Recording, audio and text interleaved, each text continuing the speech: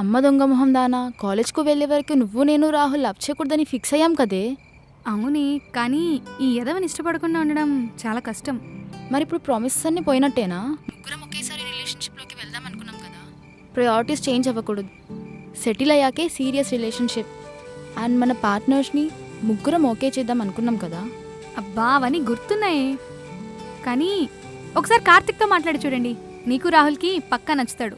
నువ్వు వాడి గురించి నాకు చాలా చెప్పావు. అవన్నీ విన్న తర్వాత కూడా నాకు నచ్చుతాడు అనుకుంటున్నావా? కదా, పోనీ అవన్నీ అరేస్ చేసేసేయి. కార్తిక్ గురించి మళ్ళీ ఫ్రెష్గా చెప్తా. వద్దు, బట్ ఇట్స్ ఓకే. నువ్వు హ్యాపీయే కదా.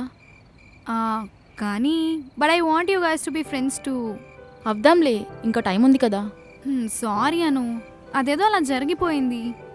లేకపోతే తెలుసు కదా మన బ్యాచ్ రూల్స్ని నేను ఎప్పుడైనా మిస్ అయ్యానా? ఓకే, ఇప్పుడు ఏం అయిపోలే కదా. ఓకేనా?